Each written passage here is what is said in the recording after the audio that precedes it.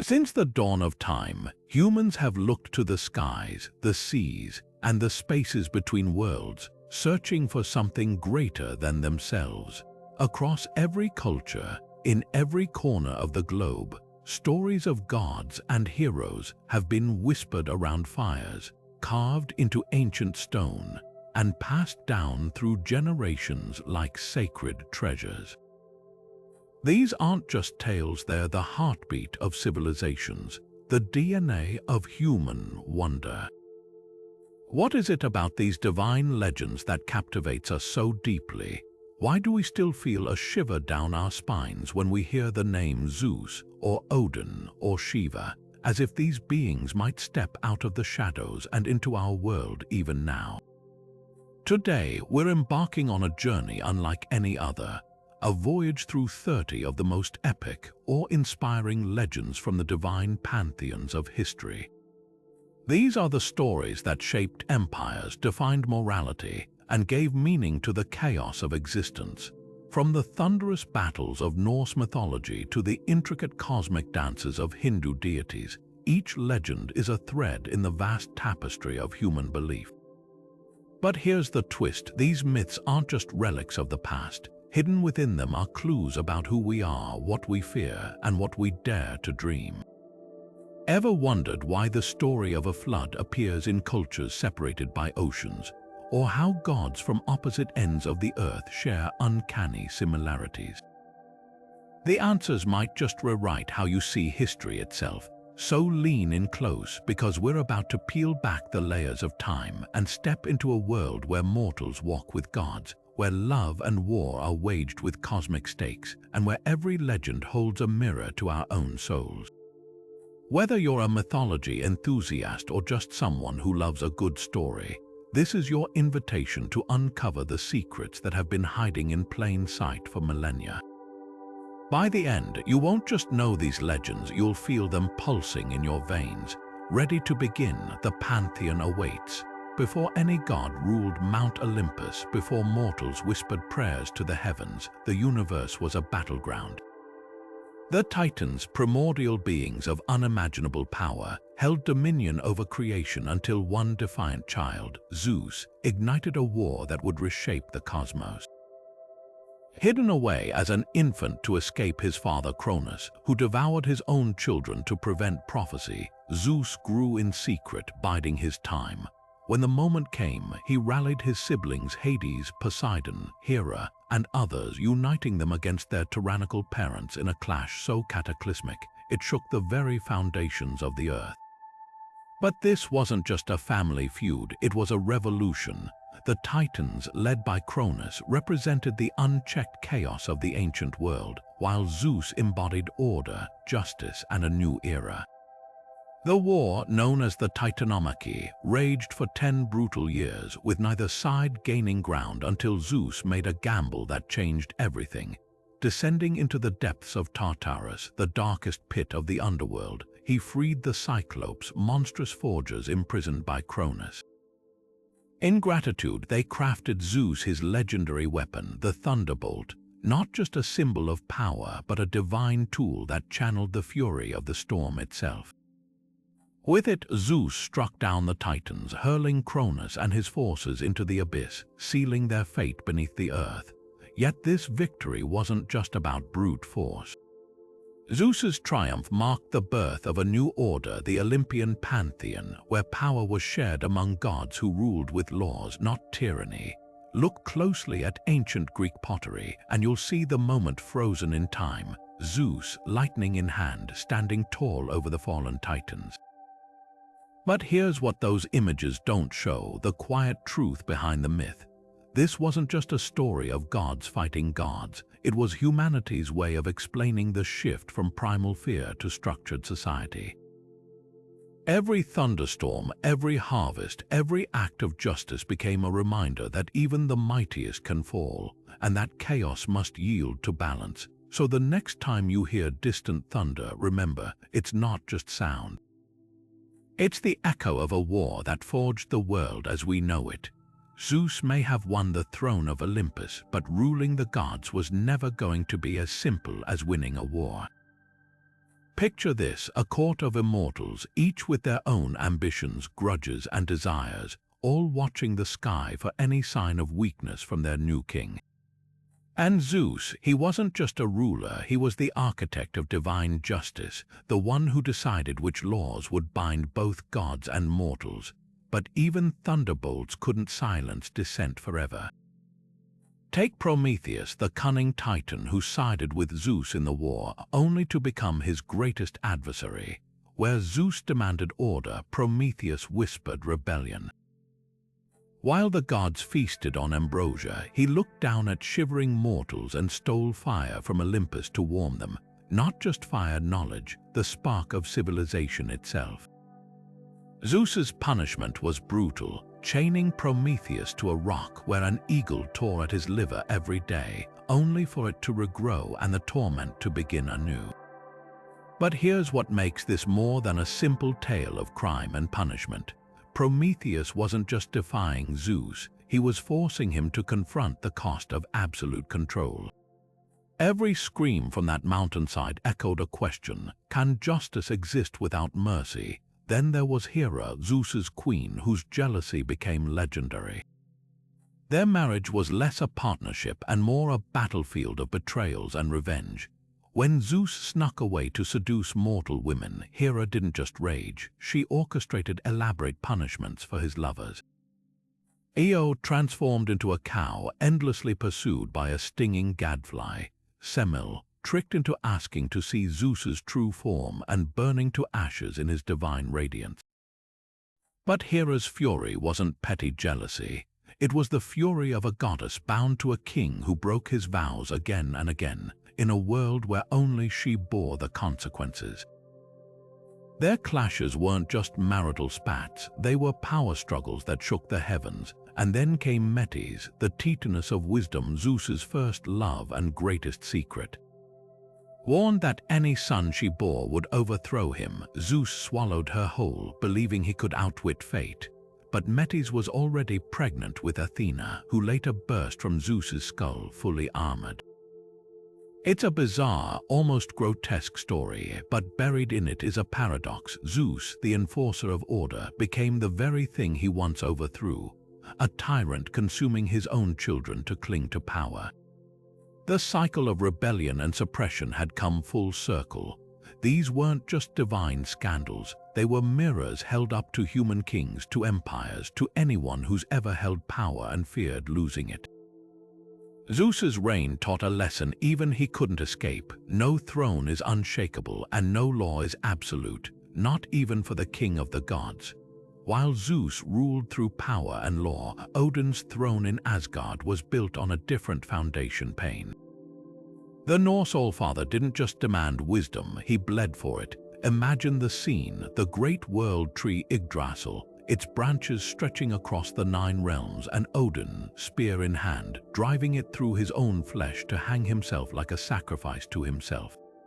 For 9 nights he dangled between life and death, starved, wounded, lashed by wind and rain, until at last the runes, the ancient symbols of cosmic truth, revealed themselves to him in a flash of agony. This wasn't just a test of endurance, it was a god willingly embracing suffering to steal knowledge from the universe itself. But why? Unlike the Greek pantheon, where gods sought power through conquest or trickery, Odin's hunger stemmed from something darker: the inevitability of Ragnarök. He knew the gods were doomed. The wolf Fenrir would break his chains, the serpent Jörmungandr would rise from the sea, the flames of Muspelheim would consume the world. And so Odin became obsessed with foresight, collecting every scrap of wisdom to delay or outwit fate. His ravens, Hugin and Munin, thought and memory flew across the realms each dawn, returning to whisper secrets in his ears. He bargained with the severed head of the giant Mimir, drinking from the well of wisdom at the cost of an eye. Every act was a gamble, a trade of flesh for knowledge. The contrast with Zeus is striking. Where Zeus enforced order from above, Odin scrambled in the shadows, playing a desperate chess game against destiny. Greek gods shaped the world, Norse gods knew they'd lose theirs. That's why Odin's myths resonate so deeply. They're not about eternal glory, but the bittersweet struggle to fight even when you know you can't win. When Vikings carved runes into shields or whispered Odin's name before battle, they weren't just praying for victory. They were honoring the brutal truth that sometimes wisdom hurts, and the bravest thing you can do is stare into the abyss and hang there waiting for it to speak back. Even with all his stolen wisdom, Odin couldn't escape the inevitable Ragnarök. The twilight of the gods loomed like a shadow over every decision he made. Picture this, a prophecy so precise, so unflinching, that even the All-Father knew the exact moment the world would end. The stars would vanish, the earth would quake. The great wolf Fenrir, bound by chains forged from the sound of a cat's footsteps and the roots of a mountain, would finally break free, and when he did, his jaws would stretch from earth to sky, swallowing Odin whole. But here's the twist: Odin didn't flee from this fate. He spent centuries preparing for it. His strategy wasn't surrender, it was defiance. In the halls of Valhalla, he amassed an army of the dead, the Einherjar, warriors chosen from battlefields and brought to Asgard by the Valkyries. Every day, these fallen heroes feasted and fought, honing their skills for the final battle. Think about that, a god so determined to face destiny head-on that he turned the afterlife into a training ground. But why? Because Odin understood something profound about the Viking worldview. Destiny wasn't a prison, it was a call to arms. The Norsemen didn't believe in avoiding fate, they believed in meeting it with axes raised and voices roaring. And when Ragnarök finally came, Odin's end was as brutal as the prophecies foretold. Fenrir's teeth closed around him and the All-Father fell. But this wasn't just a death, it was a culmination. Odin's entire existence had been a dance with inevitability, a masterclass in how to stare into the abyss without blinking. His ravens, his runes, his sacrifices, all of it led to this moment. And yet, even in defeat, there's a strange triumph, because the prophecies also spoke of a world reborn, where a handful of gods would survive to begin anew. Odin's legacy wasn't just about how he ruled, it was about how he fought knowing he'd lose. That's why the Vikings raised their drinking horns to him. Not because he was invincible, but because he was relentless. In a universe where even gods could die, the only true victory was facing the end without flinching. So when the thunder rolls in a Nordic storm, it's not just noise, it's the echo of Odin's gamble, a reminder that some battles are worth fighting even when you know how they end. While Odin faced the inevitability of Ragnarök, the Egyptian sun god Ra fought a battle that repeated every single night, one that determined whether the sun would rise again. Imagine the scene. As dusk fell over the Nile, Ra boarded his solar bark, a golden ship that carried him through the 12 hours of darkness in the Duat, the treacherous underworld. But this wasn't just a quiet journey through the afterlife. Lurking in those black waters was Apep, the serpent of chaos, a creature so vast his coils could crush creation itself. Every night, Ra's boat became a battleground with his divine allies like Set, the god of storms, fending off Apep's attacks to ensure the sun could rebirth at dawn. This wasn't just mythology, it was a cosmic clockwork that shaped Egypt's entire worldview. Pharaohs didn't just rule, they tied their legitimacy to Ra's victory. Temple walls across Luxor and Karnak show the same scene carved over and over. Ra standing triumphant on his bark, spear in hand, while Apep's monstrous form writhes beneath the waves. These carvings weren't just art, they were declarations. If Ra failed, the world would plunge into eternal night. So when a pharaoh claimed to be son of Ra, he wasn't just boasting, he was pledging to uphold that celestial order. But here's what makes this legend so fascinating. Unlike Zeus or Odin, Ra's struggle wasn't a one-time event, it was eternal. Every sunset risked chaos. Every dawn was a miracle, and that's why the Egyptians filled tombs with spells from the Book of the Dead, not just to guide souls, but to arm them with the same words Ra used against Apep. They believed words had power, that chanting the right ones could tip the scales between light and darkness. Even ordinary citizens whispered prayers at dusk, as if their voices might somehow steady Ra's bark in the unseen war below. The genius of this myth lies in its layers. On the surface, it's a thrilling battle between god and monster, but dig deeper and it's a metaphor for the Nile's own cycle, the annual floods that brought life to the desert, the certainty that drought could return. Ra's journey wasn't just about the sun, it was about the fragile balance Egyptians saw in everything. So the next time you watch a sunrise, think of Ra's bark breaking the horizon, and that ancient, unshakable belief that light doesn't just happen. It's one. Ra's most guarded secret wasn't his golden bark or even the spear he wielded against Apep. It was his true name, a word so powerful it held the essence of his divinity. And Isis, the goddess of magic, knew that names were the keys to the universe. Picture this: Ra, now an aging king, his power waning as drool slips from his lips. Isis watches, patient as a shadow, waiting for her moment. She doesn't challenge him with force. She crafts a plan so subtle, it's woven into the very air he breathes. Gathering the spittle that fell from Ra's mouth, she mixes it with earth, sculpting a venomous serpent unlike any other, a creature invisible to the gods, born from the sun god's own weakness. When the serpent strikes, Ra collapses, his body racked with pain no healer can cure. The cosmos trembles. Without Ra, the bark stalls. Dawn threatens never to come again. Desperate, the gods turn to Isis, the one who whispers to scorpions and commands the tides of life and death. She kneels beside Ra and utters the words that will change everything. Tell me your true name, and the poison will loosen its grip. Here's the genius of her trap. She doesn't demand, she offers salvation. Ra tries to evade, listing titles and epithets.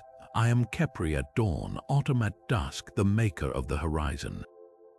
But Isis shakes her head. These are masks, not the name hidden beneath. The pain sharpens, the darkness creeps closer.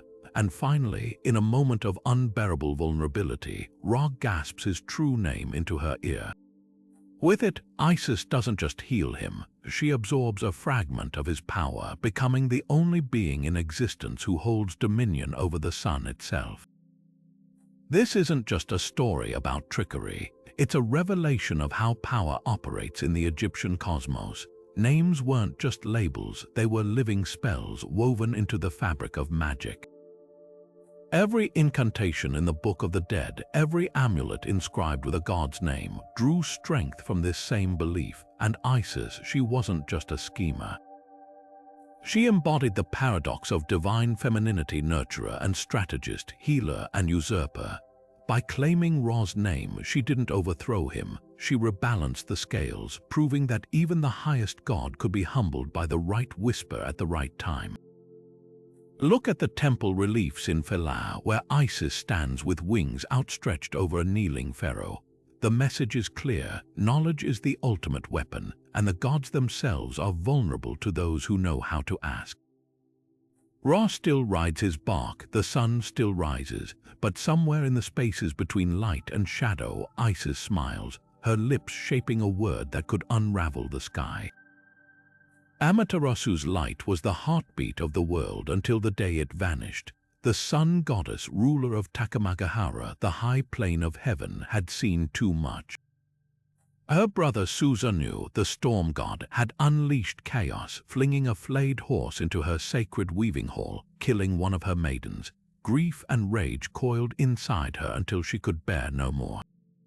Retreating into the Aim no Iwato, the heavenly rock cave, she sealed the entrance behind her, plunging the cosmos into darkness. Crops withered, rivers froze.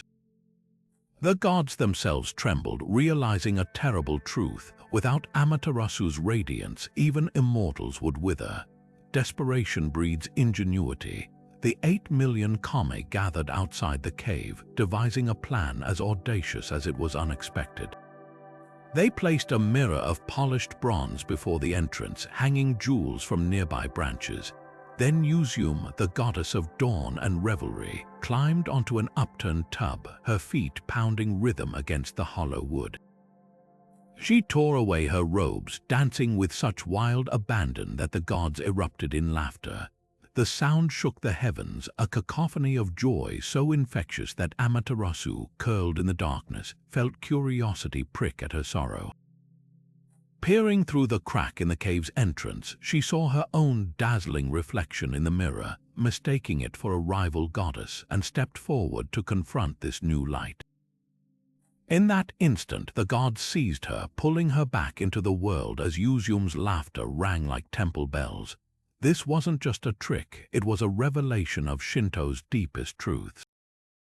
Amaterasu embodied purity, order, the divine light that sustains life. But Usium's dance-raw body, unashamed, represented the untamed chaos that makes life worth living. The mirror reflected not just Amaterasu's face, but the essential duality of existence. Without darkness, there's no meaning to light.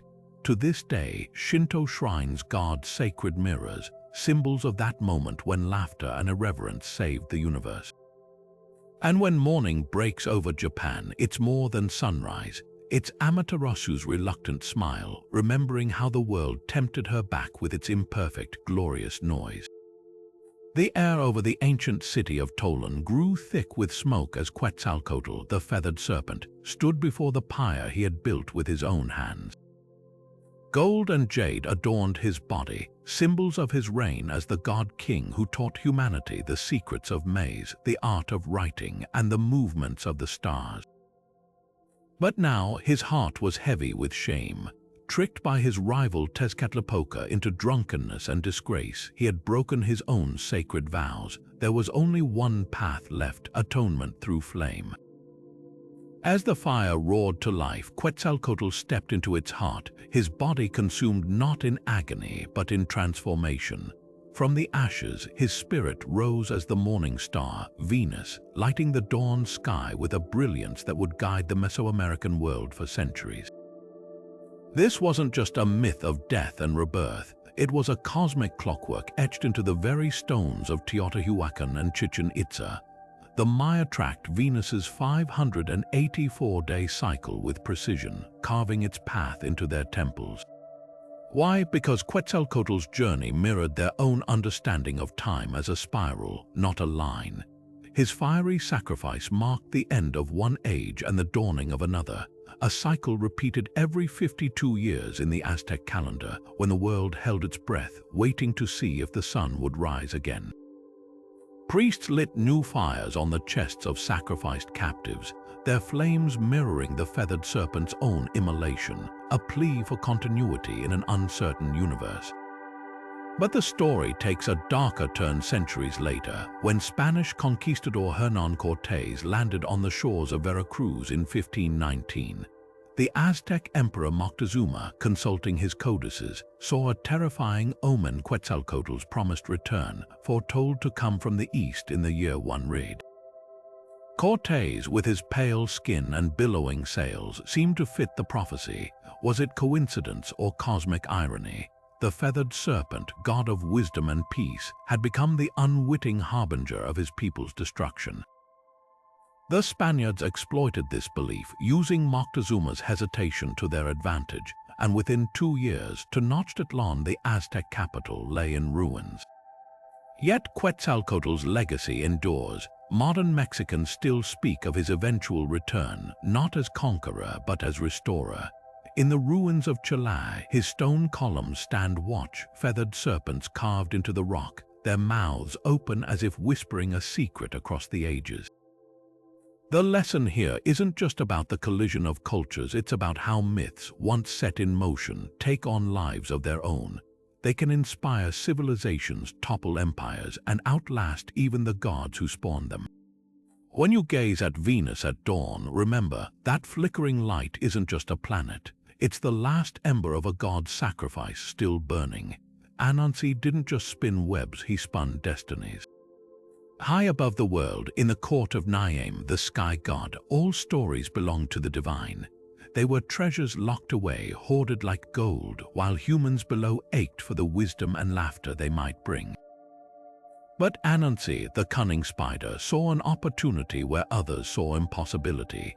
Niamh had set a price for his stories. Bring me Onini the python who could squeeze rivers dry. Capture Mbabro the hornet whose sting could fell a warrior. Defeat Osibo the leopard whose claws could shred the night itself. These were tasks designed to kill, but Anansi didn't fight with strength. He fought with wit. Picture the scene. Onini stretched across a forest path, his scales glinting like polished onyx. Anansi approached, feigning confusion. Great python, he sighed, the villagers argue over your true length. Some say you're longer than 3 palm trees, others claim you're shorter.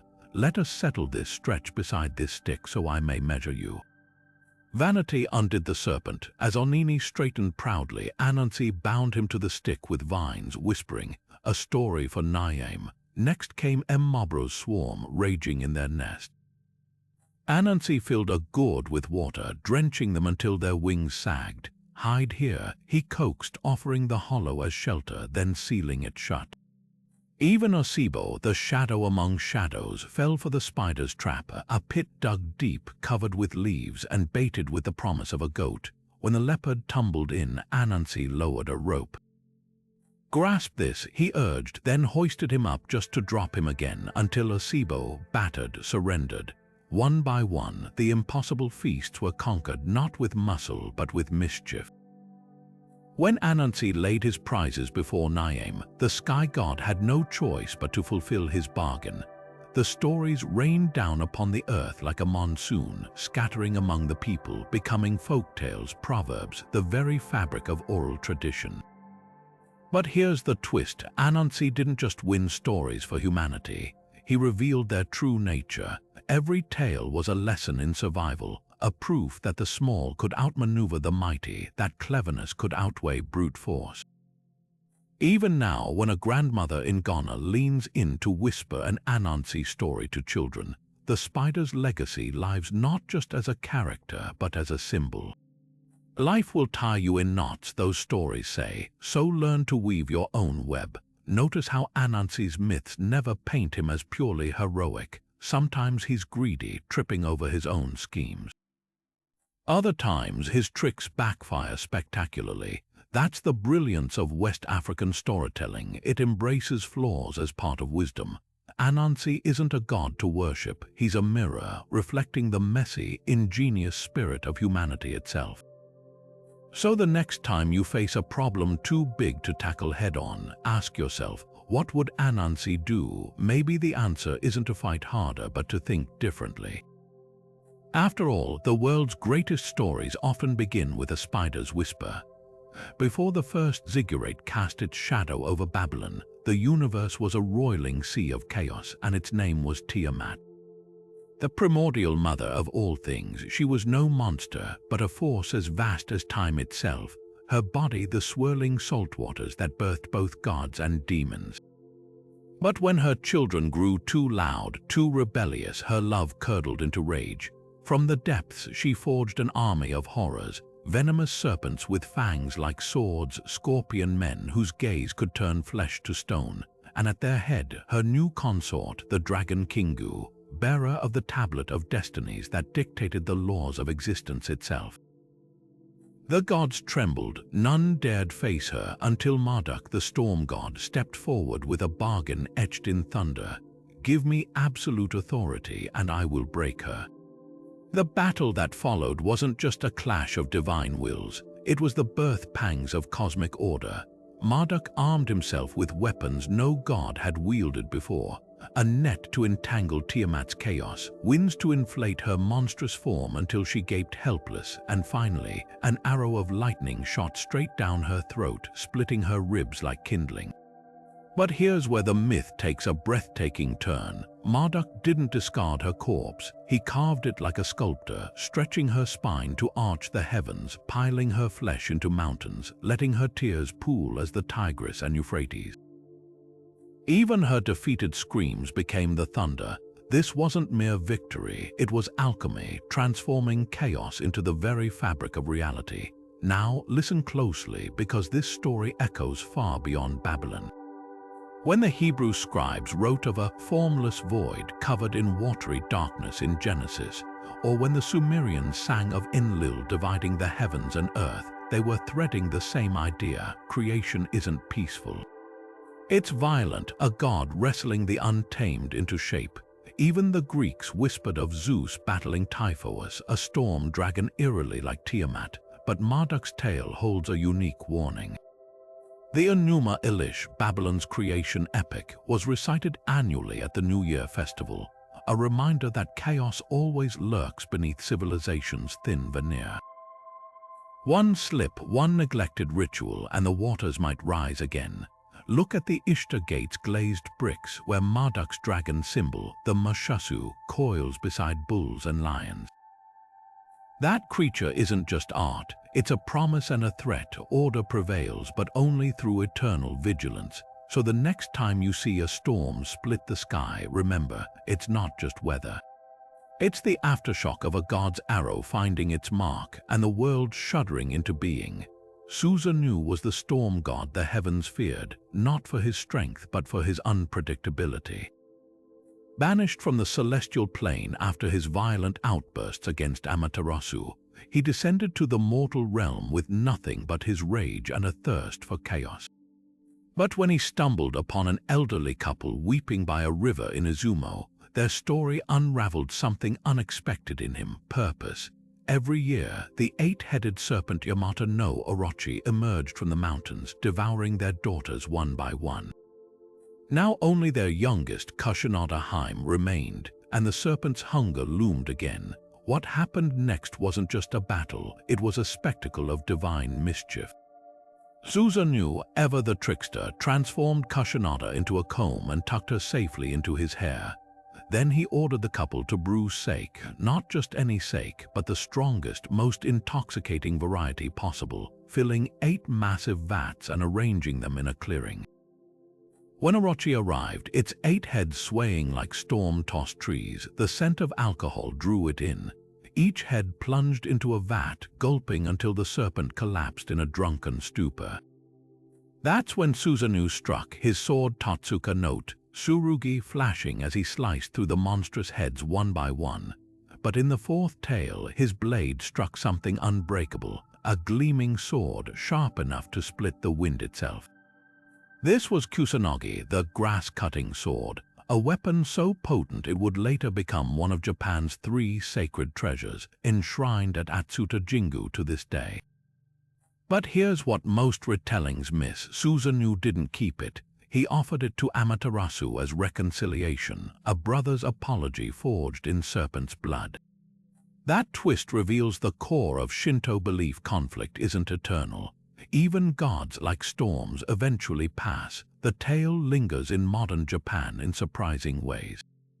During festivals, sake barrels are stacked in patterns mimicking those 8 vats, a nod to the serpent's undoing. And when emperors are enthroned, replicas of Kusanagi, the original's location is a state secret, are presented, symbolizing that even the wildest chaos can yield order. So the next time you see storm clouds gather, remember Susanoo, not just as destruction, but as the force that carves new beginnings from the wreckage of the old. Vishnu's greatest power wasn't just his divinity, it was his ability to step into the world again and again as something entirely new. Unlike gods who ruled from distant heavens, Vishnu descended sometimes as a hero, sometimes as a beast, sometimes even as a trickster, to restore balance whenever the universe tipped too far toward chaos.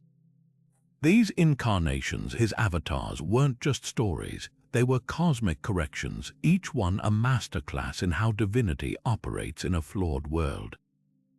Take Rama, the 7th avatar, whose tale is etched into the heart of India through the Ramayana. Crown prince turned exiled warrior, he was the embodiment of Dharma righteousness so unshakable, he banished his beloved wife Sita to uphold his subjects' doubts. His battle against the demon king Ravana wasn't just about rescuing a queen, it was a clash between order and unchecked desire, where even a god king had to suffer the weight of his choices. Yet hidden beneath Rama's stoic heroism lies a haunting question. Can justice exist without compassion? The answer ripples through every retelling, from ancient temple carvings to modern TV serials, proving some dilemmas are timeless. Then there's Krishna, the eighth avatar, who turned divinity on its head. While Rama was the ideal man, Krishna was the divine who reveled in being human. As a child in Vrindavan, he stole butter and charmed milkmaids with his flute, his laughter threading through the forests like moonlight. As a prince in the Mahabharata, he served as charioteer to the warrior Arjuna, delivering the Bhagavad Gita's wisdom not from a throne, but a battlefield drenched in blood and doubt. Krishna's genius was his duality. He was both the lover and the strategist, the dancer and the philosopher, proving enlightenment could wear a mischievous smile. But Vishnu's final avatar, Kalki, looms on the horizon like a storm. Prophecies say he'll arrive atop a white horse, wielding a flaming sword, not to guide or teach, but to end. When corruption strangles the earth and virtue flickers like a dying lamp, Kalki won't negotiate, he'll cleanse. This isn't just apocalypse, it's a reset button for the cosmos. The chilling beauty of this myth is its cyclical truth. Destruction isn't the opposite of creation, but its precursor. What ties these avatars together isn't just Vishnu's blue skin or lotus eyes. It's the recognition that divinity isn't a fixed point. It's a pendulum swinging between mercy and fury, playfulness and judgment. When farmers in Maharashtra sing of Krishna's childhood pranks, or when politicians invoke Rama's unwavering duty, they're tapping into the same truth: gods don't just rule. They adapt, so the next time you meet someone who radiates unexpected grace in crisis, or whose laughter disarms a room, look closer. Vishnu might not need a conch shell or discus to walk among us. Just an open eye and a willing heart. Krishna's childhood wasn't just divine, it was a revolution wrapped in butter and laughter. While other gods sat solemnly on thrones, this blue-skinned boy danced through the villages of Vrindavan, his flute weaving spells into the twilight.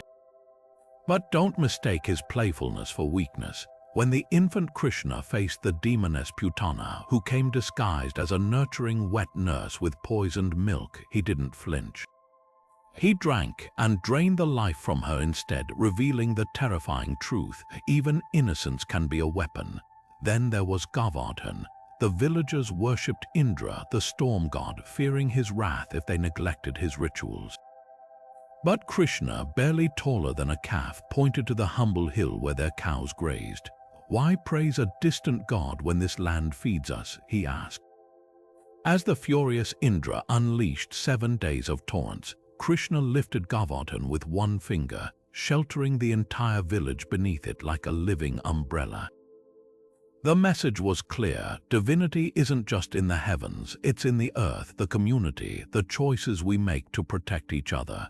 Yet Krishna's greatest lesson came not in pastoral idols, but on the blood-soaked field of Kurukshetra. As the epic Mahabharata war loomed, the warrior Arjuna crumpled in his chariot, overwhelmed by the moral horror of fighting his own kin. That's when Krishna, now his charioteer, unveiled the Bhagavad Gita not as a distant sermon, but as a gut-wrenching dialogue between friends. "Do your duty without attachment to results," he urged, his voice cutting through Arjuna's paralysis. But this wasn't cold stoicism. Krishna's genius was in balancing action with wisdom. He redefined Dharma not as rigid rules, but as the intersection of purpose, context, and surrender. When Arjuna begged to see his true form, Krishna granted a vision so vast it contained all time and space, yet returned moments later as the familiar friend, wiping Arjuna's tears. The Gita's power lies in that duality: the cosmic and the intimate, the eternal and the everyday. Even now, Krishna's legacy pulses through India in unexpected ways. During Holi, crowds fling colored powder in ecstatic chaos, mirroring his playful raids on the milkmaids' butter pots. In boardrooms, executives quote the Gita on skill in action, while farmers in Bihar still paint his footprints on their thresholds to invite abundance. The brilliance of Krishna's myths is how they refuse to be just one thing. He's the god who steals sweets but holds universes in his smile, who dances with peacock feathers but speaks truths that shatter despair. When you hear a flute's melody drifting through a crowded street, or meet someone whose joy feels deeper than mere happiness, that's the shadow of the divine trickster still whispering that enlightenment isn't solemn. It's alive. Maui's fishhook wasn't just a tool, it was a rebellion against the limits of the ocean itself. Picture the scene, the Polynesian demigod perched in his canoe, gripping a hook forged from the jawbone of his ancestors, its curve gleaming like a crescent moon against the waves. With a mighty heave, he cast it deep into the abyss, whispering incantations that stirred the seafloor. What emerged wasn't a fish, but the very land beneath your feet. Legends say the hook snagged the submerged peaks of hidden mountains, hauling them gasping into the sunlight. Hawaii, Tonga, Aotearoa, each island a trophy wrested from the deep. But here's the twist, Maui wasn't just showing off, he was answering a plea. Early Polynesians voyaging across the endless blue needed anchor points, places to plant taro and raise their children. Maui's feats weren't boasts, they were gifts, literal ground beneath the feet of a people who dared to navigate the unknown. Of course, no hero's story is complete without a little humiliation. Take Maui's quest for immortality, a scheme so audacious it could only end in disaster. Determined to cheat death, he sought out Hainui Te-Po, the goddess of the underworld, who slept with her teeth sharp as obsidian and her legs spread like the jaws of a cave. Maui's plan, to crawl backward into her body, carve out her heart, and emerge victorious, reversing the cycle of life and death itself. But as he stripped naked, greased with oil to slip through unnoticed, his companions, a flock of piwakawaka birds, couldn't contain their laughter. One especially cheeky fantail burst into giggles at the sight of the mighty demigod wriggling awkwardly toward certain doom. The noise woke Hainui Te-Po. Her thighs snapped shut like a tidal wave, crushing Maui mid-escape, and just like that, the trickster became the tricked. This isn't just slapstick. The tale holds a brutal truth. Even the cleverest can't outwit the natural order. The piwakawaka's feathers are still streaked with red in some versions, stained by Maui's blood as a reminder that laughter can be as lethal as any weapon. Yet Maui's legacy endures, not in spite of his failures, but because of them. When Maori navigators carved his fishhook into pendants, or when Hawaiian surfers chant his name before conquering a wave, they're celebrating more than his strength, they're honoring his humanity. The demigod who fished up islands but tripped over his own ambition is the perfect metaphor for Polynesia itself, a culture that tamed the Pacific's vastness with ingenuity and humor, knowing that even the greatest heroes sometimes get squished by the universe. So next time you see a fishhook pendant glinting in the sun, remember, it's not just jewelry. It's a wink from Maui, the immortal who died laughing. Freya's falcon cloak wasn't just a garment, it was freedom woven into feathers. When she threw it over her shoulders, the goddess of the Vanir could become a bird of prey, soaring across the 9 realms unnoticed, her golden hair streaming behind her like sunlight on the wind. But this wasn't just about spying or escaping tedious council meetings in Asgard. Every flight was a search. Somewhere in the vastness of Yggdrasil's branches, her lost love Arthur wandered, his name meaning frenzy or inspiration, a fitting match for a goddess who embodied both war and desire. Their love was the kind that burned too bright, Arthur would vanish for years, drawn away by some unseen call, leaving Freya to weep tears of red gold. Yet she never stopped seeking him because to Freya, love wasn't just a feeling, it was a hunt, a vow etched deeper than any oath sworn in Valhalla. Then there were the Valkyries. While Odin's shield maidens carried the slain to his hall, Freya claimed first pick of the battlefield's dead for her own realm, Folkvanga. Half the fallen warriors went to Odin, half went to her. This wasn't a rivalry, it was a reminder that the Norse understood war's dual nature. Death could be glorious, yes, but also tender. In folk Vanga, feasts were held in flower-strewn meadows where warriors healed not just their wounds but their souls. Freya's connection to the Valkyries blurred the line between love and war, proving that even in bloodshed there could be devotion. But no tale of Freya is complete without the Brisingamen, that dazzling necklace forged by 4 dwarven brothers. To acquire it, she didn't barter with gold or threats, she paid with a night of her time, each brother receiving his due. When Loki, ever the instigator, tattled to Odin, the Allfather demanded Thor drag her back to answer for this scandal. Yet Freya's defiance was as sharp as her falcon's talons. She refused to apologize for desire, for agency, for claiming what she wanted on her terms. The Brisingamen became more than jewelry. It was a symbol of autonomy, glinting at her throat like a challenge to anyone who dared judge her. So when you hear the cry of a falcon overhead, remember, it might not be a bird. It might be Freya, still searching, still unbroken, her love and her fierceness forever intertwined. Hephaestus limped across his forge, the firelight casting jagged shadows that mirrored the bitterness in his heart. Born frail and cast from Olympus by his own mother Hera for his deformity, he'd spent a lifetime turning rejection into artistry. His hands, gnarled but precise, could shape gold into living breath, crafting automatons that served wine on wheels and tripods that walked like men. Yet no masterpiece could mend the wound festering inside him.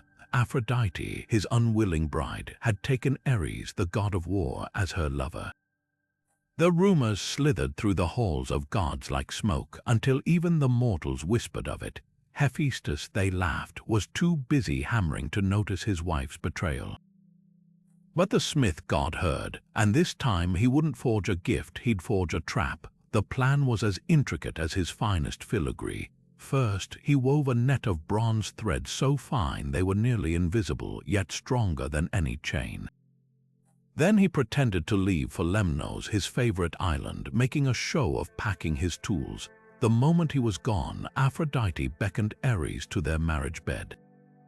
What they didn't know was that the bed itself had become Hephaestus's canvas. As the lovers entwined, the net snapped shut, lifting them helplessly into the air, their limbs tangled in a shimmering web of shame. But Hephaestus wasn't done. He called all the Olympians to witness the spectacle, not for revenge alone, but to expose the hypocrisy festering among them. Zeus, Poseidon, Apollo, they all came, some snickering, others shifting uncomfortably as Aphrodite and Ares dangled like caught fish. Here's what makes this myth more than divine drama. Hephaestus wasn't just the butt of the joke, he was the punchline's architect. In Athens, where metalworkers and potters thrived, he became a patron saint of artisans who turned sweat and skill into transcendence.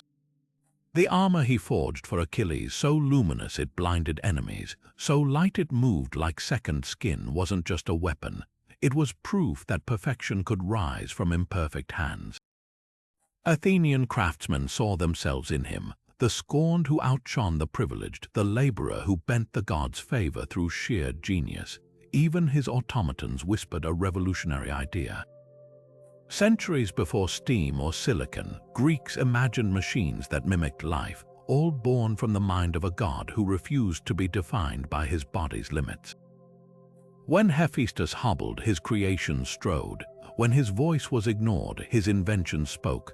So the next time you see a sculptor's chisel or a blacksmith's anvil, remember, every strike carries the echo of a lesson the gods learned too late.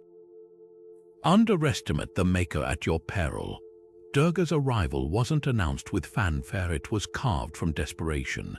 The gods stood broken, their celestial cities in ruins, their power siphoned away by Mahishasura, the buffalo demon whose boon made him nearly invincible. No man or god could kill him, the prophecy declared. But in their anguish, the gods remembered a loophole. The demon's arrogance had blinded him to the possibility of a woman's wrath. And so, from their collective fury, Durga was born not just a warrior, but a storm-given form. Flames licked her skin as she emerged, her 18 arms outstretched, each holding a weapon gifted by the heavens: Vishnu's discus, Shiva's trident, Indra's thunderbolt. even a serpent noose from Varuna, the sea god. But her greatest weapon wasn't steel or lightning. It was her laugh, a sound so fierce it shook the stars loose from the sky as she mounted her lion and charged into battle. For 9 nights and days, the earth trembled under their clash. Mahishasura wasn't just strong, he was cunning, shape-shifting mid-combat to evade her strikes, buffalo to lion, lion to elephant, elephant back to demon. But Durga was relentless. When he charged as a buffalo, goring the earth with his horns, she lassoed him with Varuna's noose. When he morphed into a lion, she shattered his jaws with Shiva's trident.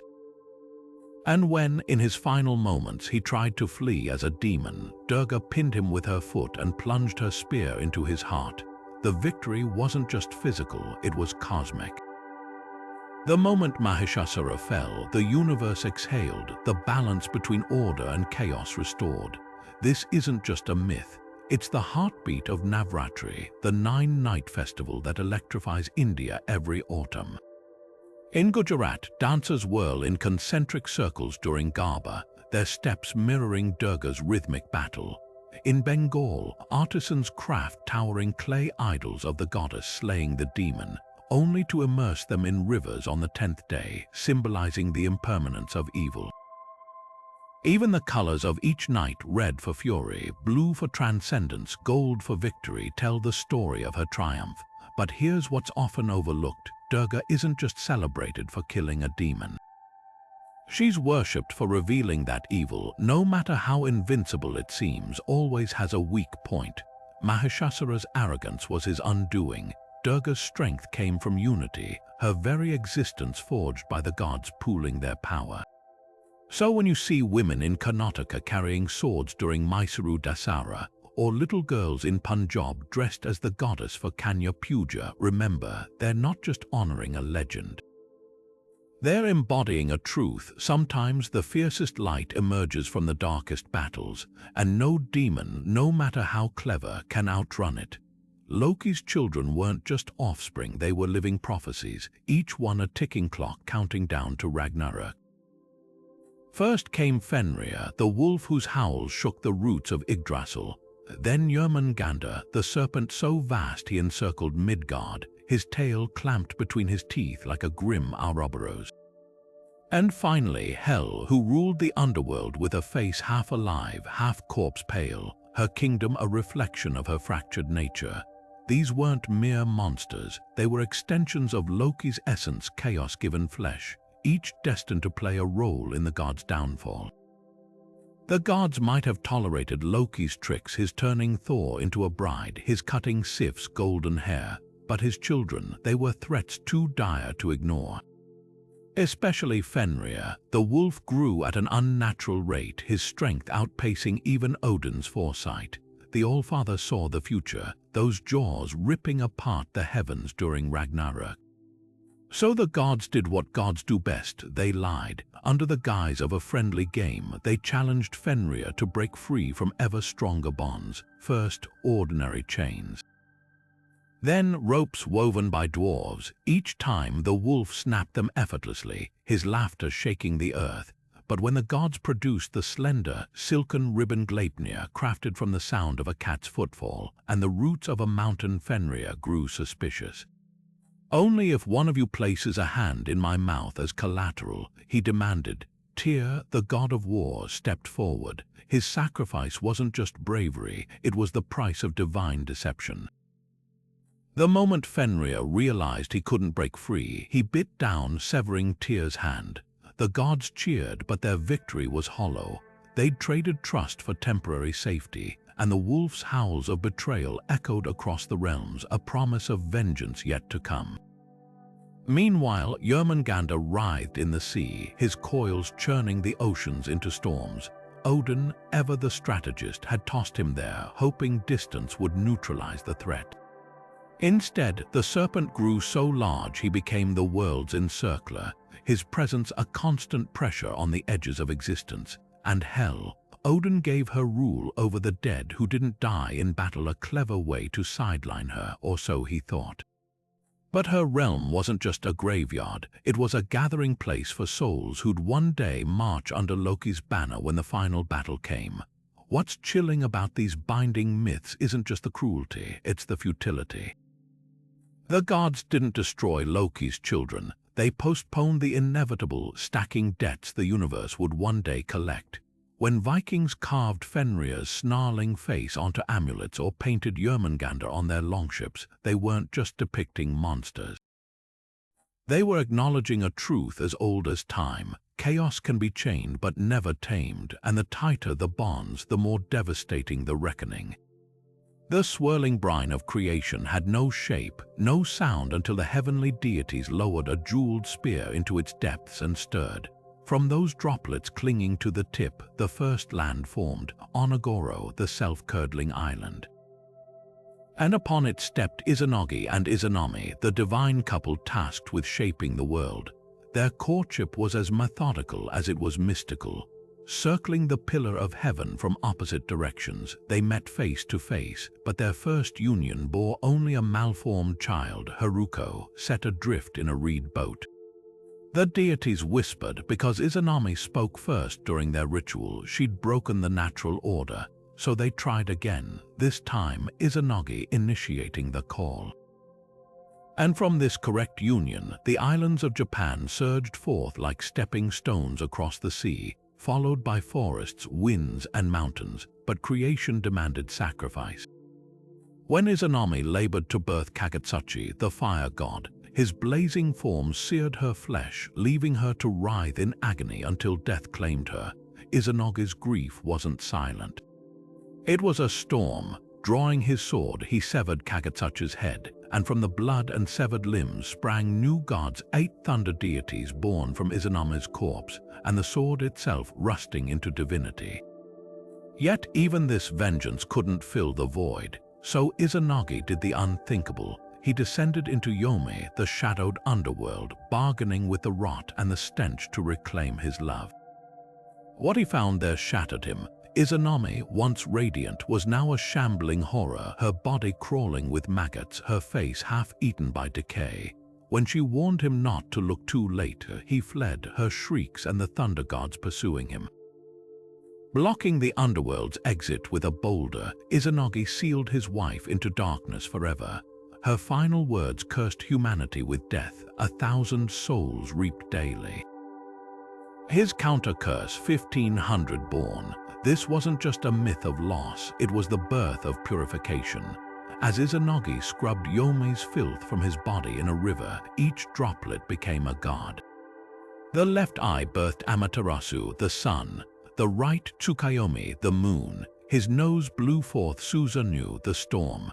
And from this act, Misogi was born, the Shinto practice of cleansing with water, where even now, pilgrims stand under icy waterfalls or rinse hands at Temple Chizuya, washing away spiritual corruption just as Izanagi did.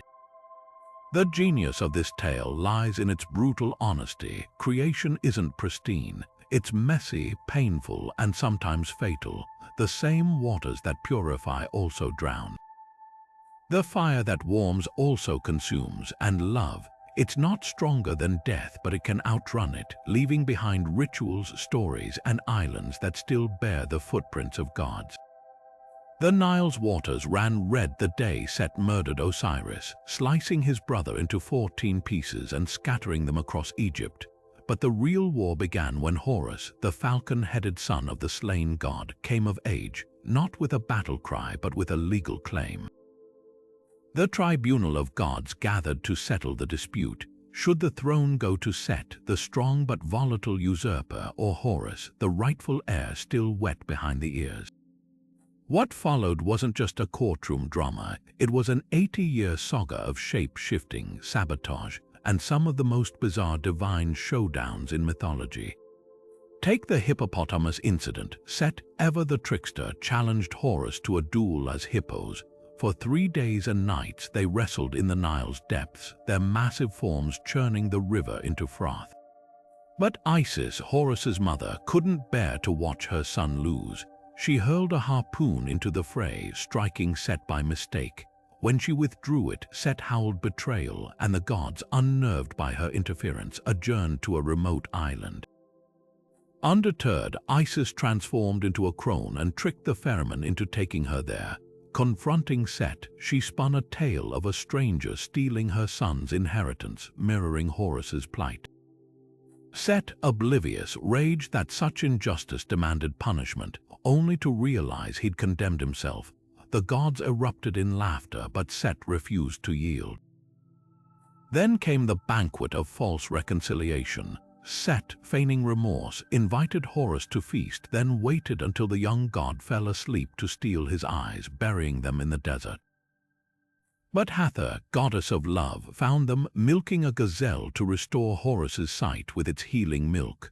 Horus retaliated by, well, let's just say Set lost something vital in the struggle, and Hathor had to improvise with a replacement. The tribunal, weary of escalating grotesqueries, finally ruled for Horus.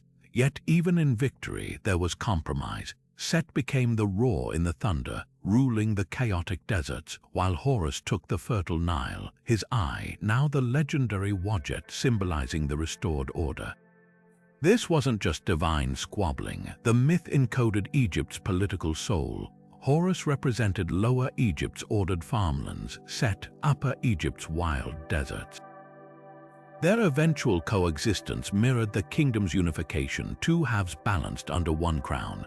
Pharaohs wore the Pshent, a double crown merging both regions, and called themselves followers of Horus, while invoking Set's strength in warfare.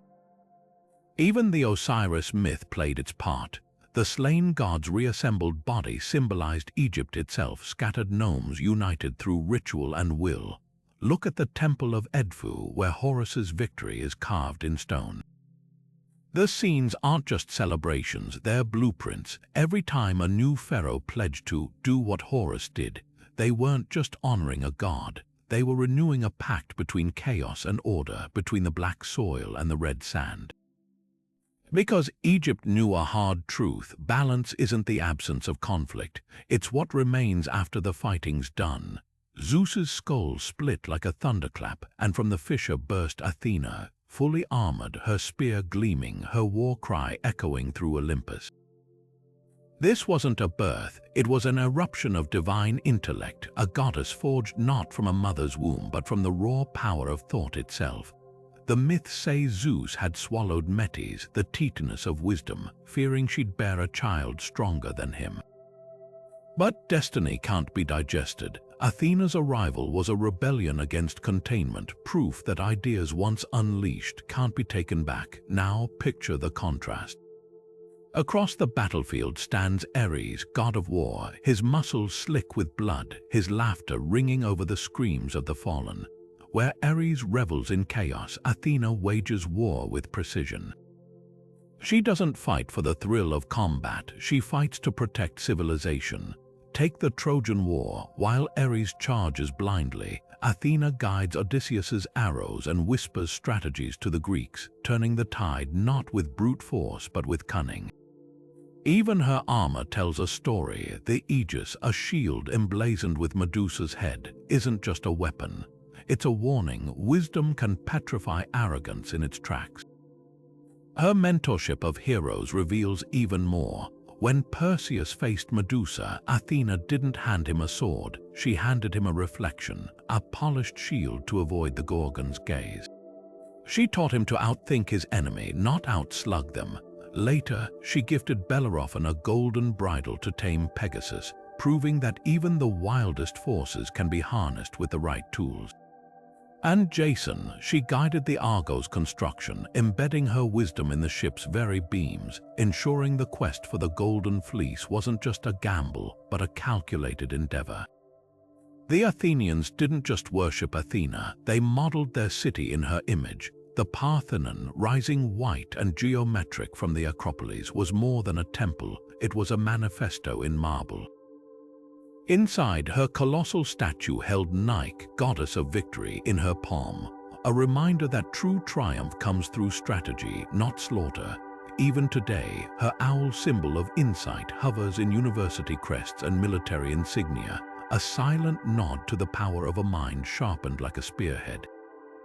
So the next time you face a problem that seems insurmountable, ask yourself, would Ares bash through it, or would Athena find a way to outsmart it? The answer might just crack your world open. The Jade Emperor's celestial court shimmered with the weight of 1,000 judgments, where gods measured mortal souls like merchants counting coins, but not everyone bowed to the arithmetic of virtue. Take Guan Yu, the red-faced general whose loyalty blazed brighter than his sword. Once a mortal warrior, he faced the emperor's tests not with groveling piety, but with a defiant integrity that even heaven couldn't ignore. When captured by enemies, he refused betrayal, enduring captivity with a spine of iron until he sliced through his bonds and rode back to his sworn brothers, Liu Bei and Zhang Fei.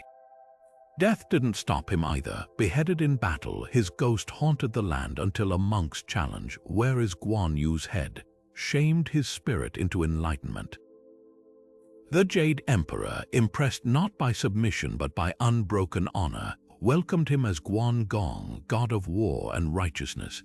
Temples still burn incense to him today, not because he passed celestial exams, but because he rewrote them. Then there's son Wukong, the Monkey King, who treated the emperor's tests like a game to be rigged. Born from stone and weaned on chaos, he mastered immortality, tricked the underworld into erasing his name from the death registers, and when offered the humiliating title, Keeper of Heavenly Horses, he raged through the celestial stables like a typhoon. His staff, Rui Jingu Bang, could grow to pierce the clouds or shrink to a needle behind his ear, much like his patience for heaven's bureaucracy. The emperor sent armies to subdue him. Wukong beat them all, then scrawled, "The great sage equal to heaven," on his banner just to spite them. Even Buddha's intervention, trapping him under 5 elements mountain for 5 centuries, was less a defeat than a timeout. When he finally emerged, it wasn't as a chastened servant, but as the irreverent protector of Xuanzang's pilgrimage, proving that heaven's grace sometimes comes in the form of a troublemaker who won't play by the rules. These legends aren't just about earning divinity, they're about redefining it. Guan Yu showed that heaven values stubborn loyalty over blind obedience, while Sun Wukong proved that enlightenment doesn't always wear a halo, sometimes it wears a smirk. In Chinese opera masks, Guan Yu's red face symbolizes courage, and Wukong's gold one embodies mischief, but both whisper the same truth. The Jade Emperor's gates open not just for the pious, but for those who dare to test the limits of what gods think they deserve. When shopkeepers paste Guan Yu's image on their doors for protection, or children mimic Wukong's staff tricks with broomsticks, they're not just honoring gods. They're celebrating the mortals who made heaven reconsider what it means to be worthy. The fire at Kildare never went out, not for 1,000 years. Brigid's priestesses kept it burning, layer upon layer of ash compacted into a sacred mound, each flame a whispered prayer to the goddess who straddled the line between worlds. Brigid wasn't just a deity, she was a trinity of power. Poet, healer, and smith, her essence as versatile as the fire she commanded. One moment, she could forge a sword so sharp it sang through battle. The next, she'd stitch a wounded warrior's flesh with verses so potent they knit skin like thread. But her greatest magic lay in her flames, which didn't just burn, they transformed. A bard's stumbling words became silver-tongued under their glow. A fevered child's brow cooled beneath their light. Even iron, stubborn and unyielding, bent to her will when heated in her name. Then came the Christians, their missionaries marching across Ireland with crosses and candles. They could have snuffed her out, declared her a pagan relic. Instead, they did something brilliant. They built a monastery around her sacred fire. Saint Brigid emerged, her miracles echoing the goddesses, feeding the poor with endless loaves, just as Brigid's cows never ran dry, blessing wells that healed like the sacred springs where pilgrims once left offerings. The fire at Kildare, now it was tended by nuns who claimed it was Saint Brigid's eternal light. But here's the secret hidden in plain sight: they never let it die. For centuries, the flame burned on, a quiet rebellion against the idea that the old gods had to vanish. the genius of Bridget's survival lies in her duality. In Gaelic, her name means exalted one, but also fiery arrow, a weapon and a beacon. That's why, even today, you'll find homes in Ireland with Bridget's crosses woven from rushes hung above doorways, not just as charms but as invitations. The goddess who became a saint never truly left. She's in the blacksmith's forge where sparks still dance like her laughter. She's in the poet's pen, scratching verses by candlelight. And if you visit Kildare at Embark when the first tendrils of spring unfurl, you might feel it, the warmth of a fire that refuses to be extinguished, bridging the gap between what was and what is, between the divine and the everyday. Some call it tradition, others know it for what it really is, a goddess patiently waiting for her due. The waters of Lake Titicaca lay still under the pre-dawn darkness until the moment Viracocha rose from its depths, his beard shimmering like molten silver against the night. Unlike other creator gods who shaped the world with thunder or fire, this Andean deity wielded something subtler, the power of words. With a whisper, he summoned the first dawn, painting the sky in hues of gold and crimson, then set to work sculpting humanity from the very stones of the Altiplano. These weren't just any people, they were the prototypes of civilizations to come, giants who strayed from his teachings and were swept away in a cleansing flood, leaving only their massive bones as warnings.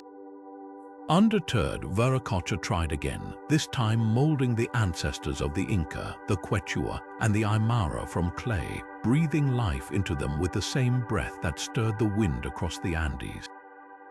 His journey wasn't confined to the highlands. Donning a simple cloak and staff, Viracocha walked among mortals as a weary traveler, testing their hearts. In one village he was scorned, the people hurling insults until he turned their fields to dust with a glance. In the next, a humble widow offered him corn, beer, and shelter. In gratitude, he revealed his divinity, commanding her to gather stones before vanishing. By morning, those stones had become warriors, rallying to defend her against the vengeful neighbors who'd once mocked him.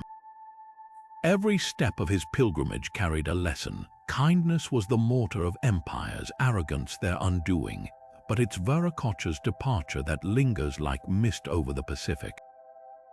According to Inca chroniclers, he walked westward across the waves, his cloak melding with the horizon, promising one day to return. Spanish conquistadors later seized on this detail, claiming the bearded god proved pre-Columbian contact with Europeans, perhaps even St. Thomas spreading Christianity. The truth is far more intriguing. Ancient Andean art does depict Viracocha with features rare among indigenous peoples, flowing hair, a prominent nose, and that enigmatic beard.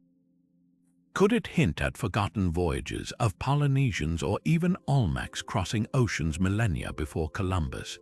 Or is the beard symbolic, representing the foam of primordial waters or the rays of the sun? Modern archaeologists still debate, but the deeper mystery isn't who Viracocha resembled, it's why his story resonated across centuries. For the Inca, he wasn't just a creator, he was the embodiment of Honan Pacha, the upper world of order and potential. When Pachacuti rebuilt Cusco in the empire's golden age, he modeled its temples on Viracocha's teachings, aligning them with celestial movements. And when the Spanish toppled those temples, Andean elders whispered that the god's absence was part of the cycle, that one day, when chaos crested, he'd stride back across the water, his beard dripping with the stars of a new dawn. Until then, his legacy lingers in the Quechua proverb, "The world is woven from both our hands and his whispers." Persephone's fingers hesitated over the pomegranate's ruby flesh, its juice glistening like forbidden nectar in the dim torchlight of the underworld. This wasn't just a snack, it was a contract. With each of those 6 seeds she swallowed, the daughter of Demeter bound herself to Hades' realm, not as a captive but as its queen. The old tales paint her as a victim, snatched away while picking flowers, her mother's grief withering the earth into winter. But dig deeper and you'll find a story of hidden agency. Persephone didn't just eat those seeds, she chose them. In that moment, she transformed from a girl lost in the shadows to the only deity who walked freely between the world above and the world below. The Eleusinian mysteries, those secret rites celebrated near Athens for nearly 2,000 years, held this truth at their core. Initiates drank barley water mixed with mint, a humble echo of Persephone's pomegranate, while priests reenacted her descent and return. But these weren't just plays, they were immersive rituals promising rebirth. Participants emerged trembling, sworn to secrecy, yet ancient writers hint at what they witnessed: a single ear of grain cut in silence, symbolizing the cycle of death and renewal. Persephone's myth wasn't just about seasons, it was about the power of thresholds. She became the bridge between life and death, her dual reign over spring's blossoms and the underworld's ghosts teaching a radical lesson. Darkness isn't the enemy of growth, it's its counterpart. Modern retellings often miss the subversion in her story. Hades, far from a villain, offered her what Olympus couldn't: autonomy. While Zeus philandered and Demeter smothered, the god of the dead handed Persephone a throne and a scepter. By the classical era, votive statues showed her not cowering but seated beside Hades, a torch in one hand and a sheaf of wheat in the other. Even the pomegranate, often framed as a trick, was sacred to Aphrodite, a fruit of passion and commitment. Persephone's choice to eat it reframed her narrative from abduction to ascension. Farmers in ancient Greece understood this duality better than anyone. They knew seeds must rot underground before sprouting, that barren fields hide future abundance. When they whispered Persephone's name during planting, they weren't mourning her absence, they were honoring her wisdom. She taught that resurrection isn't a miracle, it's a rhythm. So the next time you bite into a pomegranate, remember, every juicy seed is a reminder that the fiercest transformations often begin in the dark. Gilgamesh's wail tore through the walls of Uruk when Enkidu breathed his last, a sound so raw it silenced the city. The mighty king, who had once laughed in the face of gods and monsters alike, now clutched his friend's lifeless body, his fingers digging into Enkidu's sun-cold skin as if he could press the breath back into him. For 7 days and nights, Gilgamesh refused to let go until the first worm slithered from Enkidu's nose, forcing him to confront the truth: even kings rot. This wasn't just grief, it was terror. If Enkidu, forged by the gods themselves as Gilgamesh's equal, could dissolve into dust, what hope was there for a mortal king? So began the world's first epic, not a quest for glory, but a desperate scramble to cheat death. Gilgamesh shed his crown and robes, wrapping himself in animal pelts like the wild man Enkidu once was. He wandered beyond the edges of maps, through forests where scorpion men guarded the sun's path, across the waters of death where a single misstep meant oblivion. His goal, Utnapishtim, the immortal survivor of the gods' great flood, who might hold the secret to eternal life. When Gilgamesh finally found him, the old man's test was cruelly simple: stay awake for 7 days. The king, exhausted from his journey, immediately failed, sleeping like the dead he so feared. Utnapishtim took pity, revealing a second chance, a thorny plant at the bottom of the ocean that could restore youth. Gilgamesh dove deep, tying stones to his feet to sink faster, and emerged triumphant, clutching the spiny treasure. But fate, ever a trickster, had other plans. Stopping to bathe in a clear pool, he left the plant unattended just long enough for a serpent to slither past and steal it, shedding its skin as it vanished into the reeds. The symbolism stings: immortality, literally snatched away by a creature that already knew rebirth. What makes this story timeless isn't just its age carved into Mesopotamian tablets millennia before Homer, but its brutal honesty.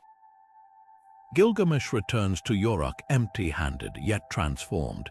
His hands trace the city's mighty walls, built not by gods but by mortal hands, and he realizes true legacy isn't living forever, it's building something that does. The epic ends not with a hero's triumph, but with a man kneeling before the inevitability he once raged against.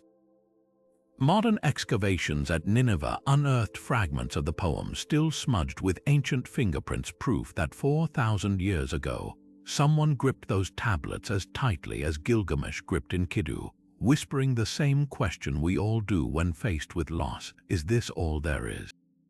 The answer, etched in cuneiform, still resonates: death isn't the enemy. The enemy is failing to live before it comes. The Morrigan didn't just predict battles, she orchestrated them with the precision of a weaver threading destiny into the fray. Picture the mist rolling over the fields of Mag Tuired as the Tuatha De Danann clashed with the monstrous Fomorians, and there she stood, a figure cloaked in shadows and feathers, her voice slicing through the chaos like a sword. She wasn't merely an observer, she was the war cry given form, the phantom queen who could shift from crone to maiden to raven mid-stride, her every transformation a portent of bloodshed. When she appeared to the Dagda before the battle, washing armor in a river that ran red with prophecy, it wasn't a warning, it was a promise. Victory would come, but at a cost only she could measure. Her most famous entanglement, though, was with Cu Chulainn, the Hound of Ulster. She first came to him as a beautiful woman, offering her favor, but the warrior spurned her, mocking her advances. The Morrigan's vengeance was as swift as it was brutal. She haunted his fights, sabotaging him at every turn, slipping into the form of an eel to trip him mid-duel, morphing into a wolf to stampede cattle across his path, even appearing as a heifer to charge him. Yet Cu Chulainn, ever defiant, wounded her in each form, unaware he was sealing his own fate. Later, as he lay dying, strapped to a standing stone with his own entrails, she perched on his shoulder as a crow, finally claiming him in the way she'd always intended, not as a lover but as a trophy. The irony was exquisite. The man who refused her love became the centerpiece of her most famous prophecy, his death foretold in the flutter of her wings. But here's what most retellings miss: the Morrigan wasn't just a harbinger of doom. She was a goddess of sovereignty, a reminder that power and prophecy were two sides of the same coin.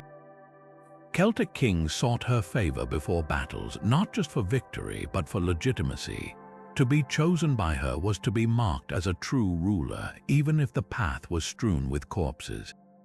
Modern archaeologists have found raven imagery carved into Iron Age weaponry, a silent nod to her influence. And in Irish folklore, the banshee's wail, a sound said to herald death, may well be an echo of the Morrigan's voice, a whisper across millennia that some fates are too vast to outrun. So the next time you see a crow watching from a branch, remember, it might not be a bird, it might be the phantom queen weighing your worthiness, deciding whether to bless your battles or leave you to the wolves. And if you hear her call, don't mistake it for a warning. It's already too late for that. Hanuman's leap wasn't just a feat of strength. It was an act of devotion so vast it stretched the boundaries of the cosmos. When Lakshmana lay bleeding on the battlefield, his life ebbing away from a poisoned spear, Rama's voice cracked with desperation. Only the Sanjivani herb growing high in the Himalayas could save him. But time was slipping like sand through an hourglass, and the mountains lay thousands of miles across the sea. Enter Hanuman, part monkey, part god, all heart. With a single bound, he launched himself into the sky, his tail whipping like a comet's trail, his roar shaking the clouds. The earth itself seemed to hold its breath as he soared, crossing oceans in seconds, his shadow skimming the waves like a prayer made visible. Yet even divine momentum wasn't enough. Reaching the Himalayas, Hanuman scoured the slopes, but how could he find one herb among so many? His solution was as bold as it was simple. Tearing an entire peak from its roots, he cradled the mountain in his arms, its forests and streams still trembling with life, and leapt back toward Lanka. Imagine the sight, a monkey god silhouetted against the moon, carrying an ecosystem on his shoulders, because devotion doesn't pause for logistics. When he landed, the herbs were crushed, their essence mingling with the soil, but their power remained. Lakshmana stirred, his wounds knitting together, and Rama's gratitude wasn't just for the medicine, it was for the unshakable love that moved mountains. This moment crystallizes the Bhakti movement's core tenet. That unwavering devotion transcends ritual, status, even the laws of nature. Hanuman wasn't a Brahmin versed in sacred texts. He was a raucous celibate with a temper and a heart too big for his chest. His loyalty to Rama wasn't earned through philosophical debate but through action-smashing demons, burning Lanka with his flaming tail, and now quite literally shifting the earth to serve. Artists from Rajasthan to Thailand paint this scene with palms pressed together, not just capturing a legend but a roadmap. The mountain in Hanuman's grip isn't just rock, it's the weight of faith, proving that when love fuels action, even the impossible bows. Modern devotees still chant the Hanuman Chalisa, its verses vibrating with the same energy that propelled him across the sky. Gyms in India name themselves after him, not for his strength, but for his discipline, the kind that turns muscle into a vehicle for service. And when farmers in Tamil Nadu tie amulets of Hanuman around neem trees to protect them from pests, they're echoing an ancient truth: devotion isn't passive. It leaps, it carries, it heals. So the next time you face a mountain of your own, ask not for lighter burdens, but for a back like Hanuman's and the will to jump. The Arctic wind howled like a wounded animal the day Sedna's father sealed her fate not with a blade but with cowardice. Trapped in his kayak as a storm raged, the hunter panicked, shoving his daughter overboard to lighten the load. As Sedna clung desperately to the boat's edge, her fingers turning blue against the unforgiving wood, her father raised his paddle and brought it down again and again, crushing her knuckles until the sea swallowed her whole. But this wasn't the end. The ocean floor became her throne, her shattered bones twisting into something new, something fearsome. Where her fingers had broken off, they writhed and transformed seals, walruses, whales bursting from her flesh, becoming the very creatures Inuit hunters relied on for survival. Sedna, once betrayed, now held life itself in her tangled hair, her wrath the gatekeeper between famine and feast. Whale hunts weren't just about food, they were delicate negotiations with a goddess who never forgot. Before the harpoons flew, shamans would descend into trances, their souls diving through layered realms of ice and current to comb Sedna's hair. Only when her snarled tresses, clogged with the sins of humankind, were smoothed by patient hands would she release her creatures to the hunt. A successful kill required more than skill, it demanded respect. Every drop of blood spilled on the ice carried echoes of that first betrayal, and hunters knew better than to waste even a morsel. Woe to those who took more than they needed or let arrogance guide their blades. Sedna's storms would rise without warning, her sea beasts vanishing into the depths until starvation forced humility upon the people. The genius of this myth lies in its ecological intimacy. Unlike gods who ruled from distant heavens, Sedna was woven into the very fabric of survival. When ice caps shift and seal populations dwindle today, elders still whisper that Sedna's hair is tangled again, her anger simmering beneath the waves. Climate change isn't just science to the Inuit, it's the latest chapter in an ancient story of imbalance and consequence. Modern hunters navigating thinning ice recite the old prayers, not out of superstition, but because the lesson remains unshaken. The line between sustenance and sacrilege is as thin as the membrane between water and air. So the next time you see a seal break the surface of an Arctic sea, look closely. Those dark eyes staring back, they're not just an animal's, they're Sedna's, watching, waiting, her fingers still moving beneath the waves. Isis's fingers moved through the bloodied sand like a composer over an instrument, gathering the pieces of her murdered husband with a precision that bordered on madness. Set had scattered Osiris's body across Egypt, his heart in the delta, his limbs in the western deserts, his head bobbing in the Nile's darkest currents, but Isis refused to let chaos have the final word. With her sister Nephthys, she wove a net of spells so potent even the jackals dared not approach. They recovered every fragment except one, his phallus swallowed by a Nile fish.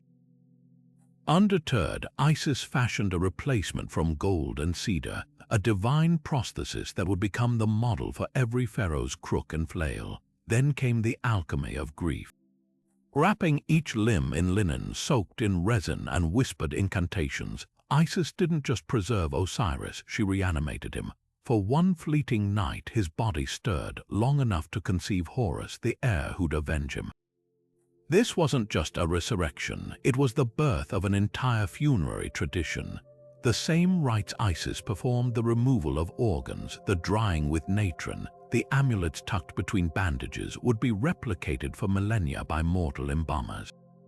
Tomb paintings at Abydos show priests wearing jackal masks like Anubis, who'd helped Isis, proving that even the gods needed guides in the underworld. Now, notice Osiris's green skin in those same paintings. Jade-toned and shimmering, it wasn't just artistic choice, it was botany as theology. The Egyptians saw how the Nile's floodwaters left behind black silt, birthing emerald shoots of barley from what seemed like death. Osiris, eternally green, became that paradox incarnate, decay as a catalyst for renewal. His image was carved into Osiris beds, wooden frames filled with soil and seeds, placed in tombs so the deceased could rise like crops. When farmers sang to their fields, they weren't just tending plants, they were echoing Isis's lamentations, turning the earth itself into a temple of resurrection. The genius of this myth lies in its granular hope. Unlike other gods who ruled from afar, Osiris's power lived in the details, the exact fold of a mummy's shroud, the precise weight of a heart against Mad's feather, the way wheat sprouts from a coffin-shaped plot of dirt. Every time an Egyptian mourner placed a clay Osiris figure in a grave, they weren't just honoring a god. They were stitching their loved one into a story where breaking was just the first step toward becoming something new. The Dagda's cauldron wasn't just a pot, it was the heartbeat of Ireland itself, a vessel so deep it could feed every warrior who ever lifted a sword without ever scraping the bottom. Picture the scene after the Battle of Mag Tuaid. Wounded and exhausted, the Tuatha De Danann stumbled back to their camp, their bellies hollow from days of fighting the Fomorians. But the Dagda, with his belly like a sack of grain and his tunic barely containing his girth, simply chuckled. Dragging his cauldron, the undry, into their midst, he ladled out stew that never thinned, bread that never crumbled, and mead that never ran dry. With each serving, strength returned to broken bodies and laughter to grim faces. This wasn't just magic, it was hospitality weaponized, a god's way of saying no one would go hungry under his watch. Yet the cauldron's true power lay in its duality. The same vessel that nourished could also reveal truths.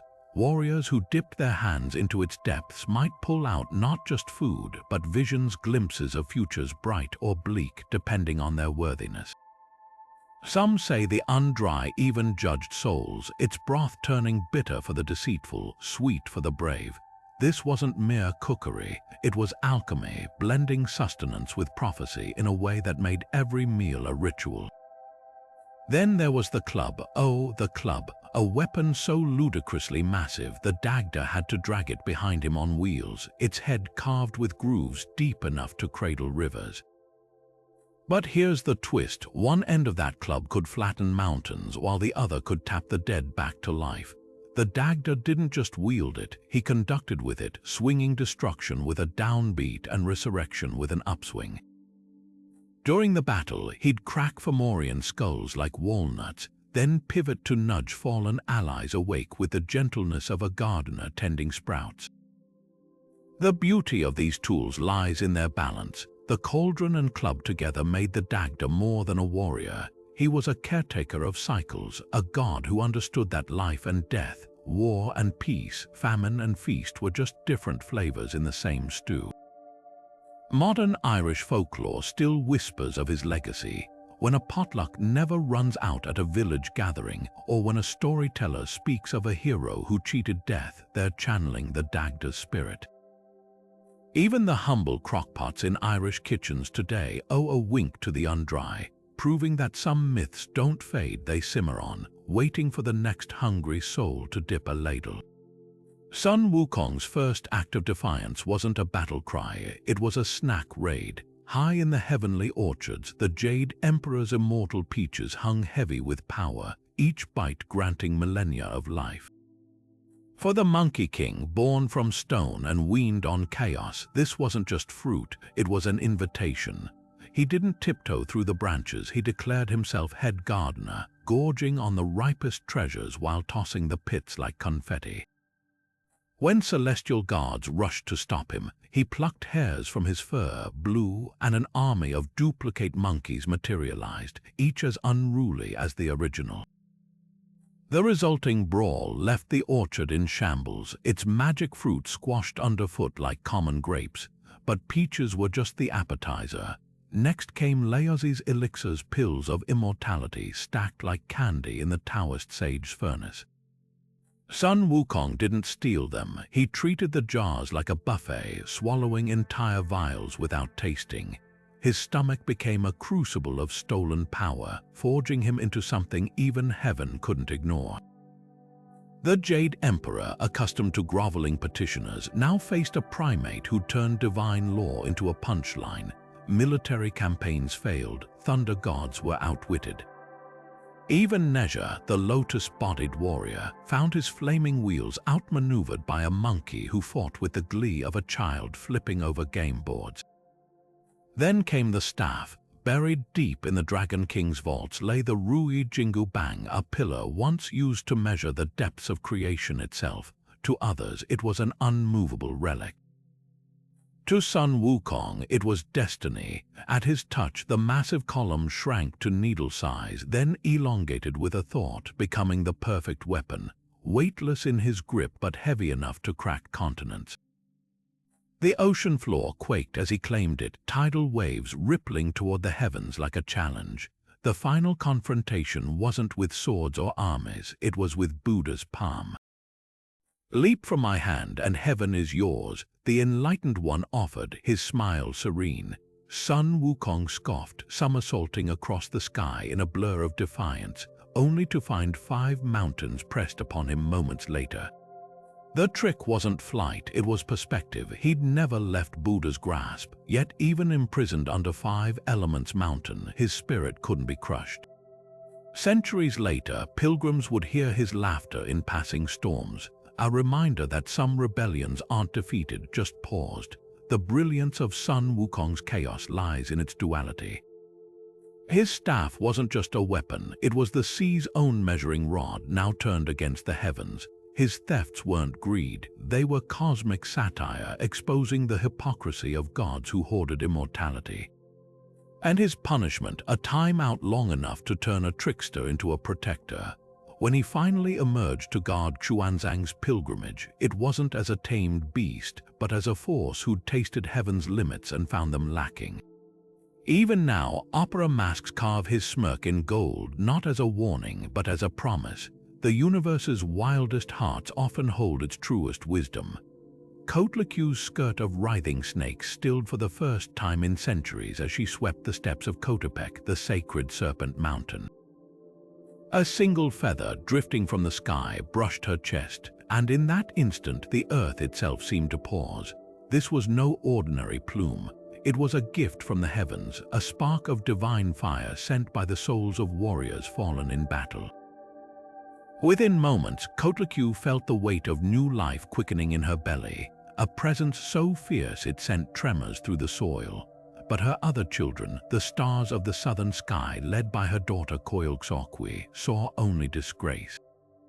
Their mother, the venerable earth goddess, pregnant without a consort, to them, this wasn't a miracle, it was an insult demanding vengeance. 400 star gods armed themselves with obsidian blades, their fury burning brighter than the dawn. Koyalxauhqui, her face a mosaic of golden bells that chimed with every step, led the charge up Kotepec slopes. This wasn't just a family dispute, it was cosmic rebellion. The stars sought to tear the unborn child from their mother's womb, to cast it into the void before it could draw breath. Kotlaku, sensing the storm approaching, crouched low, her serpentine jaws parted in a silent plea.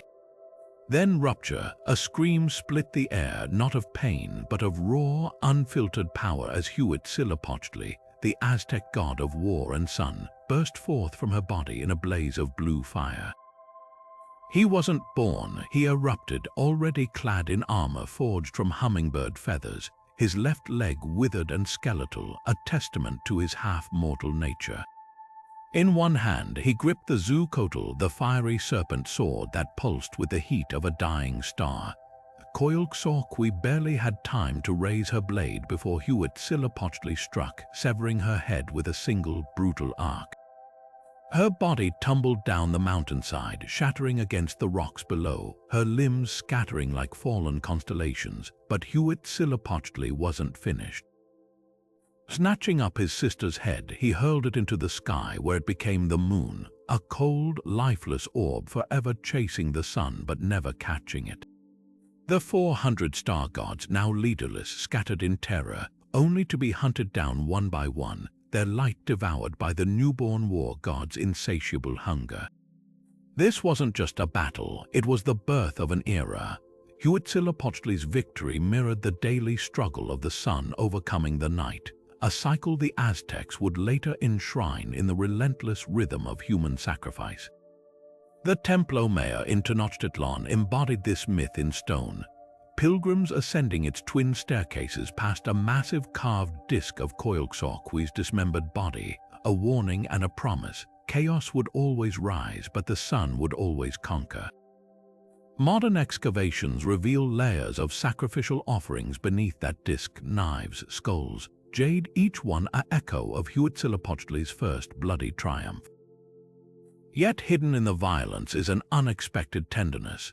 Coatlicue, often depicted with twin serpent heads nursing Huitzilopochtli, reminds us that even war gods begin as something vulnerable, protected. The Aztecs didn't just worship strength, they honored the mothers who made it possible. So when the morning sun crests the horizon, remember, that golden light isn't just a star. It's the afterglow of a war god's first breath, a battle cry frozen in time, and the unbroken promise that darkness never gets the last word. Flames crackled at the edge of the desert as the Bennu bird alighted on the pinnacle of the Heliopolis obelisk, its plumage glowing like molten gold under the Egyptian sun.